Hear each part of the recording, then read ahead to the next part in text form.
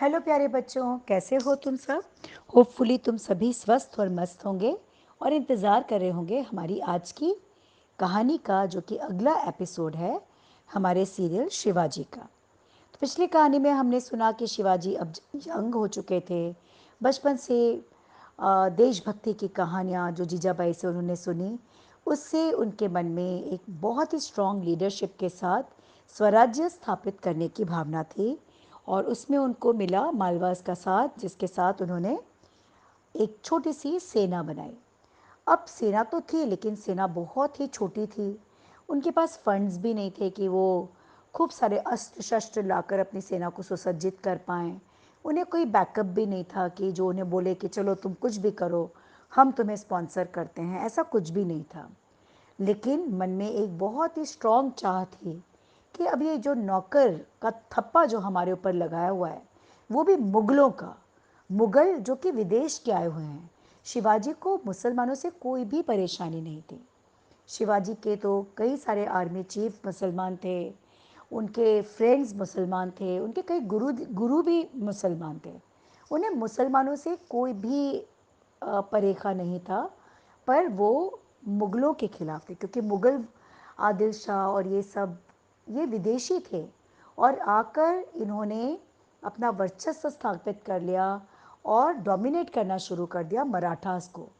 तो मराठों की रक्षा के लिए ये लड़ाई थी, न कि किसी पर्टिकुलर धर्म से उन्हें कोई भी परेशानी नहीं थी। तो उन्होंने अपनी एक छोटी सी सेना गठित की। शिवाजी जो जंगल था और ऊंचे नीचे रास्ते, खड़ी ढलानें, इससे बिल्कुल अच्छे से परिचित थे और इसके बड़े आदी थे। तो उन्होंने एक बहुत ही स्पेशल तरह की लड़ाई की प्रणाली को अपना हथियार बनाया। इस लड़ाई को के करने के तरीके को बोलते हैं गुरिल्ला प्रणाली और छापामार पद्धति। छापामार पद्धति में क्या था कि जब भी दुश्मन उस जगह से गुजरता था जहाँ घने जंगल थे, टीले थे, पहाड़ थे, ढलानें थीं, तो ये जो मुट्ठी भर सैनिक थे और शिवाजी थे, ये अचानक छुपकर आक्रमण कर देते थे और आक्रमण करके छुप जाते थे और फिर आक्रमण करते थे और छुप जाते थे। और वो कहाँ छुप गए और कहाँ से निकलकर आक्रमण करने लगे, ये पता ही नहीं चल पाता था। तो ये गुरिल्ला प्रणाली से, छापामार पद्धति से आक्रमण करने की वजह से धीरे धीरे इन्हें जीत मिलनी शुरू हो गई। और नंबर में बहुत कम होने के बावजूद धीरे धीरे इनका राज्य बढ़ने लगा। और जब राज्य बढ़ने लगा, इनके स्वराज्य की स्थापना इन्होंने की। इन्होंने इनके राज्य का जितना भी कोस्टल एरिया था, समुद्र से लगा हुआ एरिया था, वहाँ इन्होंने समुद्री सेना यानी नौसेना का निर्माण किया, ताकि देश हर तरफ से सुरक्षित हो। और शिवाजी में बहुत ही दूरदर्शिता थी। उनके अंदर महाराणा प्रताप जैसी वीरता थी और साथ ही में उनके अंदर चाणक्य जैसी कूटनीति भी थी। वो बहुत ही बुद्धिमान थे, डिसीजन मेकिंग बहुत स्ट्रांग थी, लीडरशिप बहुत स्ट्रांग थी। जब इस तरह से धीरे धीरे उनका वर्चस्व बढ़ने लगा, तो आदिल शाह को बड़ी परेशानी हुई और इनसिक्योरिटी भी लगी कि शिवाजी अब इतने स्ट्रांग होते जा रहे हैं, तो ये हमारे लिए एक बड़ी इनसिक्योरिटी हो सकती है। तो उसने सोचा अब क्या करना चाहिए, किस तरह से शिवाजी का अंत कर देना चाहिए। तो आदिल शाह के राज्य में एक लंबा चौड़ा सरदार उन्हीं का कर्मचारी था, उसका नाम था अफजल खां। उसने अफजल खां को बुलाया और कहा कि ये शिवाजी अब मेरी आंखों में खटकने लगा है। आदिल शाह ने कहा, इसे रास्ते से हटा देना होगा, इसे मार डालते हैं। अफजल खां ने कहा, ये कौन सी बड़ी बात है, मैं तुम्हारा ये काम तो मैं अकेला ही कर दूंगा। सच? आदिल शाह ने कहा, सचमुच तुम कर दोगे?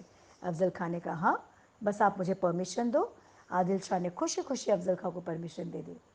अफजल खां जानते थे कि शिवाजी अपनी बात के बहुत पक्के हैं और ईमानदार भी हैं। तो अफजल खां ने एक लेटर लिखा शिवाजी को और कहा कि मैं तुमसे मिलना चाहता हूँ और तुमसे मैत्री एक मुलाकात है, मित्रता की, फ्रेंडशिप की मुलाकात है, और इसमें तुम भी अकेले होंगे बिना सेना के, मैं भी अकेला होऊंगा बिना सेना के। तुम भी कोई भी वेपन या अस्त्र शस्त्र नहीं रखोगे, मैं भी कोई वेपन और अस्त्र शस्त्र नहीं रखूँगा। हम सिर्फ एक दोस्तों की तरह मिलेंगे, कुछ बातचीत करेंगे, जिसमें हम दोनों की ग्रोथ हो। तो शिवाजी ने कहा कि ठीक है। शिवाजी ने लेटर सुना तो उन्होंने हामी भर ली। और एक शिवाजी के अंदर बहुत बड़ी क्वालिटी थी, वो ये कि हमेशा वो प्लान बी लेकर चलते थे। वो किसी भी पहलू का दूसरा हिस्सा भी देखने की कोशिश करते थे। तो इसी तरह अफ़ज़ल ख़ां ने जब ये लेटर भेजा कि मैं दोस्ती के साथ तुमसे मिलना चाहता हूँ, तो शिवाजी ने विश्वास तो किया, लेकिन साथ ही उनके मन में डाउट आया कि हो सकता है कि इसके इरादे नेक न हो, ये किसी गलत इरादे से मुझसे मिलने आ रहा हो, तो इसकी भी तैयारी हमें करनी चाहिए।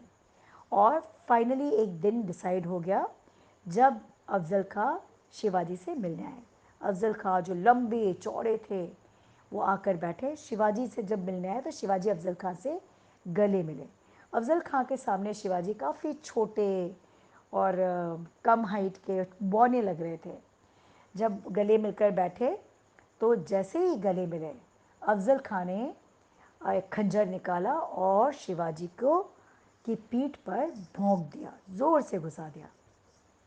शिवाजी, जैसा कि मैंने कहा कि बहुत चतुर थे, वो हर चीज़ का दूसरा पहलू भी सोचते थे और उस तैयारी से जाते थे। तो उन्हें कहीं मन में डाउट था कि ये मुग़ल है, तो हो सकता है इसके मन में पाप हो, इसके इरादे बुरे हों, ये मुझे मार देना चाहता हो। इसलिए शिवाजी जब अफ़ज़ल ख़ां से मिलने आए तो उन्होंने अपने कोट के, अपने ड्रेस के नीचे अंगरखा, एक मेटल का कोट पहन लिया था, ताकि अगर उन पे कोई वार किया जाए तो उनके शरीर को वो ना शरीर तक ना पहुँचे।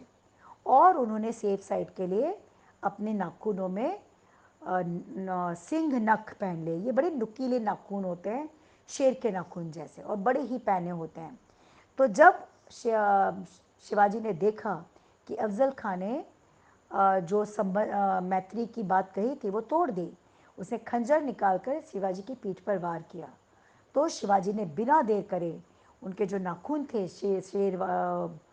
सिंह नख, उसको उसके पेट में घुसा दिया और घुसा के बाहर खींचा तो अफ़ज़ल ख़ां की सभी आंतें बाहर निकली चली आईं और अफ़ज़ल ख़ां लहूलुहान होकर ज़मीन पर गिर पड़ा। तो इस तरह से शिवाजी बहुत ही चतुर थे और बहुत चतुराई से उन्होंने आदिल खां के भेजे हुए इस दुश्मन को मार गिराया। और एक और बहुत बड़ी क्वालिटी थी शिवाजी में कि वो हमेशा एक्टिव रहते थे। न तो हारने का गम उन्हें रोकता था और न जीतने की खुशी उन्हें रोकती थी। वो सतत लगातार काम करते रहते थे। और अफ़ज़ल ख़ां को मारने के बाद भी वो लगातार सभी किलों को, छोटे बड़े किलों को अपने अधिकार में लेते गए और इस तरह से एक दो इस तरह से करके कई किले उनके राज्य में आ गए और इस तरह से वो बहुत ही शक्तिशाली होते चले गए। और इस तरह से शिवाजी ने अपनी दूरदर्शिता से एक स्वराज्य की स्थापना की, उसमें राज्य किया। हमें नौसेना के की भेंट तो शिवाजी ने ही दी है। और हमने यहाँ पे सुना कि किस तरह से लगातार उन्होंने अपनी जीत हासिल करते हुए मुट्ठी भर सेना के साथ अपनी हिम्मत, शौर्य और बुद्धिमानी के साथ अपना स्वराज्य स्थापित किया। तो शिवाजी की लाइफ सचमुच एक बहुत बड़ी इंस्पिरेशन है। और ये सारी चीज़ें, ये सारी प्रेरणा और क्वालिटीज़ उनके अंदर आई कहानियाँ सुनने से, जो कि वो बचपन में सुनते थे जीजाबाई से। जीजाबाई ने उनके मन में एक नींव रख दी थी, उनके अंदर एक नींव रख दी थी, जिससे उनके अंदर एक ज़बरदस्त लीडरशिप क्वालिटी के का जन्म हुआ। तो बच्चों, कहानी इस तरह से बहुत ही हेल्पफुल होती है। जब हम स्टोरीज सुनते हैं तो ये हमारे ब्रेन के लिए बहुत अच्छी एक्सरसाइज होती है और कहानी के ज़रिए हम बहुत बड़े बड़े लाइफ लेसन बहुत सरलता से सीख लेते हैं। और इसी एफर्ट्स के साथ में ये बड़े महापुरुषों की जो महान व्यक्तित्व हैं, इनके लाइफ की स्टोरीज़ आपके साथ शेयर कर रही हूँ।